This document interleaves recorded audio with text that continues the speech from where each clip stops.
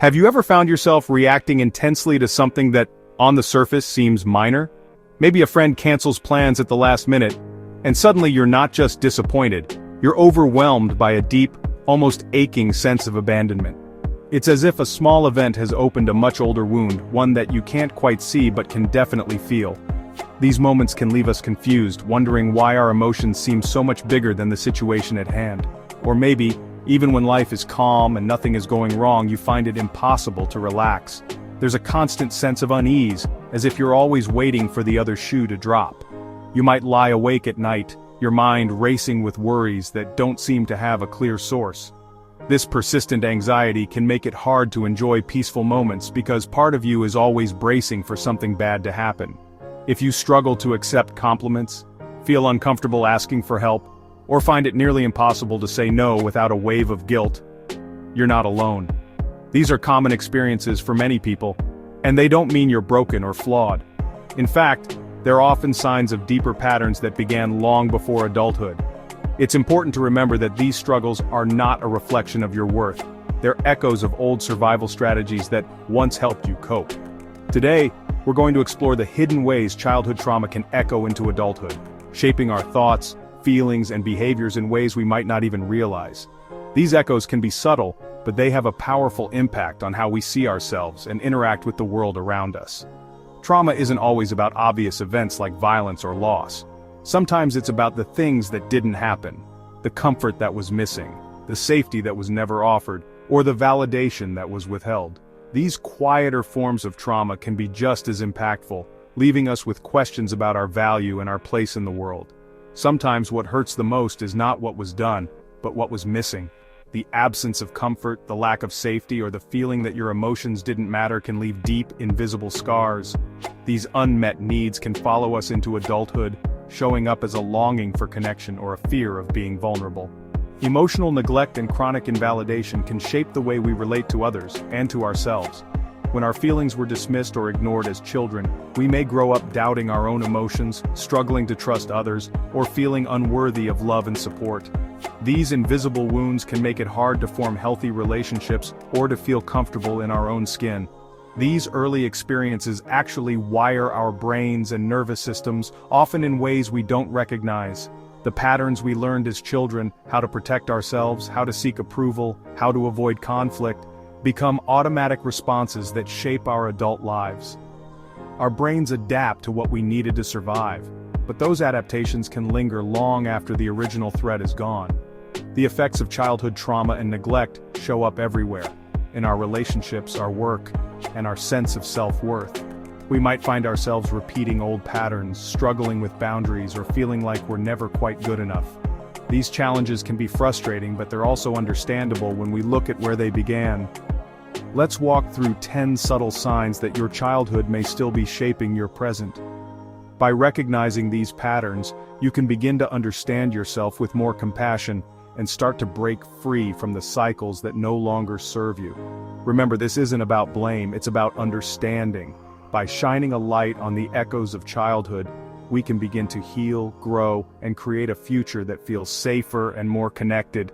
You are not alone on this journey, and every step toward awareness is a step toward healing. The first sign that your childhood may have shaped your adult relationships in unexpected ways is struggling with boundaries. Boundaries are the invisible lines that help us define where we end and others begin. They're not just about saying no, they're about knowing what's okay for you and what isn't. But for many people, especially those who grew up in environments where their needs, feelings, or privacy were overlooked, boundaries can feel confusing or even impossible to set. If your childhood needs or privacy were ignored, you may never have learned how to protect your own well-being. Maybe you were expected to share everything, or your feelings were dismissed as unimportant. Perhaps you were told to just get over it, or that your discomfort didn't matter. Over time, you might have learned to put others first, believing that your own needs were less important, or even a burden to those around you. As an adult, this can show up in subtle but powerful ways. You might say yes when you desperately want to say no, or agree to things that make you uncomfortable just to avoid conflict. You might overshare personal details in hopes of feeling connected, or find yourself constantly apologizing, even when you haven't done anything wrong. You may feel responsible for everyone else's emotions, rushing to comfort others even when you're running on empty. It can feel like your job to keep the peace, to make sure everyone else is okay, even if it means ignoring your own feelings or needs. This can leave you feeling exhausted, resentful, or invisible. It's important to understand that this isn't a flaw in your character, it's a survival strategy you developed as a child. When you were young, blending in or pleasing others may have been the safest way to get by. But as an adult, those same strategies can hold you back from living authentically and feeling truly connected to others. You may not even know what you want, because you've spent so long tuning into other people's needs instead of your own. Decisions, even small ones, can feel overwhelming. You might find yourself deferring to others or feeling anxious when asked for your opinion because you're not used to being asked or allowed to have one. But here's the truth. Boundaries aren't selfish. They're an act of self-respect and a way to honor your own humanity. Setting boundaries doesn't mean you care less about others, it means you're learning to care for yourself too. It's about recognizing that your needs, feelings, and limits are just as valid as anyone else's. Think of boundaries as a gate, not a wall. You get to decide who comes in, how far they come, and when it's time to close the gate for your own well-being. Boundaries are flexible and they can change as you grow and your relationships evolve. They're not about shutting people out, they're about letting the right people in at the right times in ways that feel safe for you. Learning boundaries is hard when you've never seen them modeled, but it starts with small steps. It might mean pausing before you say yes, giving yourself a moment to check in with your feelings. It could be as simple as saying, "Let me think about that," instead of agreeing right away. These small pauses are powerful. They give you space to notice what you really want and to practice honoring it. You might practice saying no in front of a mirror or write down your boundaries in a journal to help clarify them for yourself. Remember, it's okay to take your time. Boundaries are a skill, and like any skill, they get easier with practice. Each time you honor your own limits, you're teaching yourself that you matter. Over time, you'll notice a shift. You'll start to feel more confident, more at ease in your own skin. You'll realize that you're allowed to take up space in the world, to have needs and preferences, and to protect your own energy. This is how you build a life that feels safe and true to you. Boundaries are the language of emotional safety. They're how you show yourself, and others, that you matter. And you do. Do you ever notice a voice in your mind that seems to never let up, always finding something to criticize, no matter how hard you try? Maybe it points out your smallest mistakes or reminds you of things you wish you could forget. This voice can be so persistent that it feels like a constant background noise, shaping how you see yourself and the world around you. It's the voice that whispers, or sometimes shouts, that you're not good enough, that you'll never measure up, or that you're bound to fail. Even when you accomplish something, it finds a way to minimize your achievements or focus on what you could have done better. This harsh inner critic often isn't born from nowhere. For many, it's the lingering echo of a critical parent, a demanding teacher, or an environment where love and acceptance felt conditional. Maybe you grew up hearing that mistakes were unacceptable, or that your best was never quite enough. Over time, those external voices become internalized, replaying in your mind long after the original source is gone. As a child, blaming yourself might have felt safer than facing the painful truth that the adults around you were unpredictable, emotionally distant, or even unsafe. By turning the blame inward, you could hold on to the hope that if you just tried harder, you could earn their approval or avoid their anger. Criticizing yourself became a way to anticipate pain or rejection before it happened. If you could spot your own flaws first, maybe you could fix them, or at least soften the blow when others pointed them out. This self-criticism became a shield, but over time, it turned into a prison. Now, as an adult, that same voice sabotages your confidence. It drowns out praise from others, making it hard to believe compliments or accept your own successes. You might find yourself brushing off kind words or feeling like an imposter even when you're doing well. But here's the truth. This inner critic is not your true self. It's a recording of old pain, a collection of messages you absorbed when you were too young to know better. It's a ghost from your past, not a reflection of your real worth or potential. Healing begins when you start to notice this voice and gently separate from it. When you catch yourself thinking, "I'm not good enough," pause and ask, whose voice is this really? Remind yourself, that's not my voice, that's my past. This small act of awareness is powerful. It's the first step toward change. Practice speaking to yourself with the same kindness and understanding you would offer a close friend. If a friend made a mistake, you wouldn't call them a failure. You'd remind them that everyone slips up, and that learning is part of growing.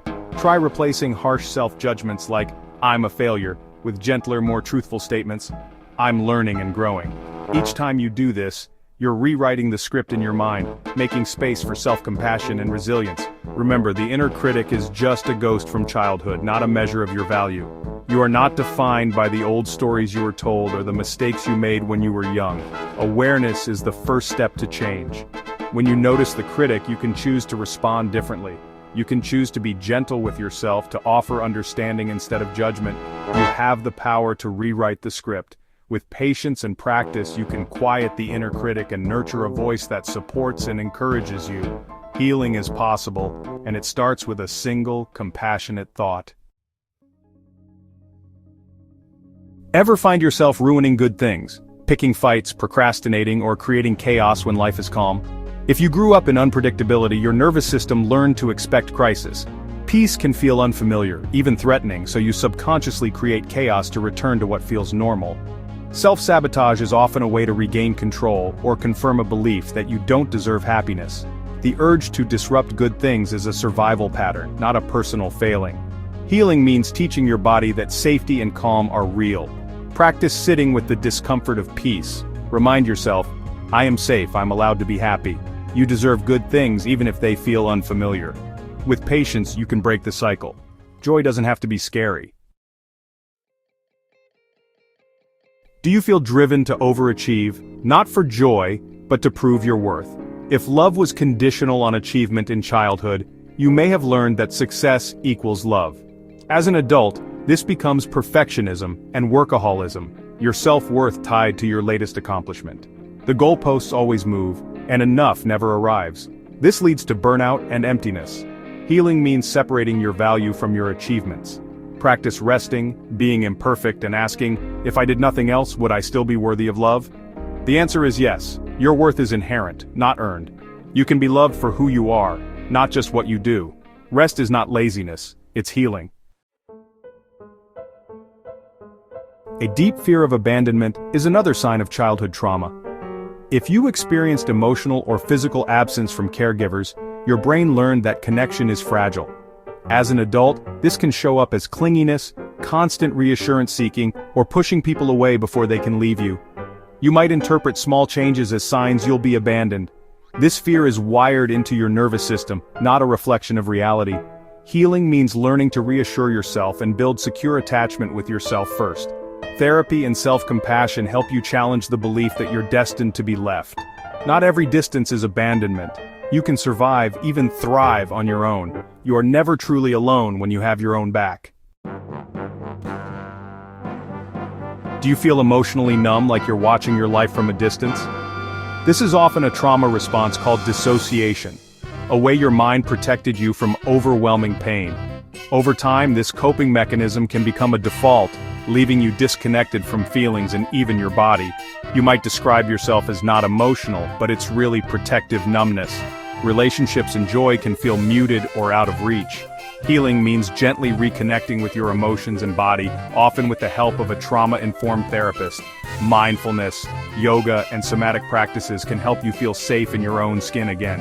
Emotions are information, not threats. You are strong enough to feel them now. Numbness is not who you are, it's how you survived. You can come back to life.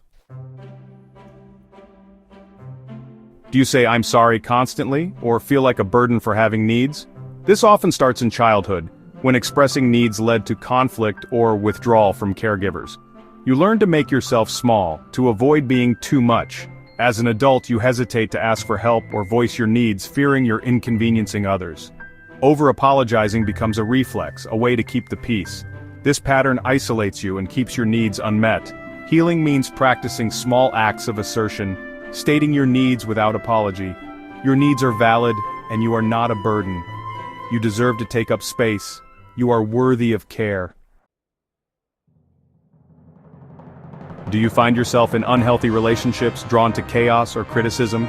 We're wired to seek what's familiar, even if it's painful. If your childhood normal was chaos or neglect, you may unconsciously seek similar dynamics as an adult. Toxic relationships can feel like home, while healthy ones feel foreign or boring. Sometimes you try to fix the past by winning over difficult partners. Staying in these relationships is a trauma response, not a weakness. Healing means recognizing these patterns and choosing self-worth over familiarity. Therapy can help you build a new template for healthy love.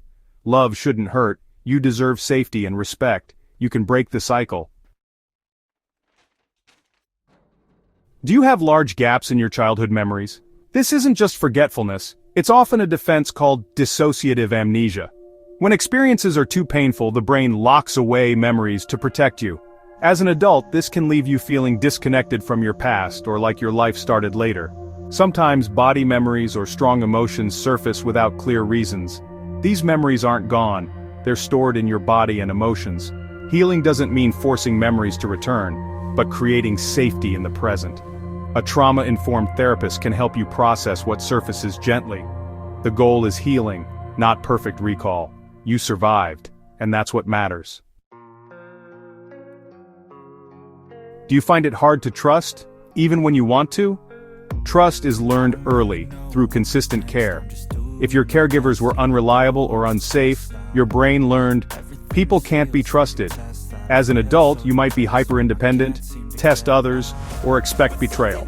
This hypervigilance is exhausting and isolating. Healing means learning to recognize trustworthy people and practicing vulnerability, slowly. Therapy can provide a safe space to rebuild trust. You can learn to trust your own instincts again. The world can be safe, one relationship at a time. Trust is possible, even for you. If you recognize yourself in these signs, pause and breathe. These patterns aren't flaws, they're survival skills. Healing is possible and you're not alone. Your brain can change. This is called neuroplasticity. Trauma-informed therapy, support groups, mindfulness, and sometimes medication can help. Healing takes time and self-compassion, but it's absolutely possible. You can build boundaries, quiet your inner critic, and trust again. You are worthy of love and happiness, just as you are. If this video helped, like and share so others can find it. Comment below, which sign resonated with you most. Remember, you don't have to do this alone.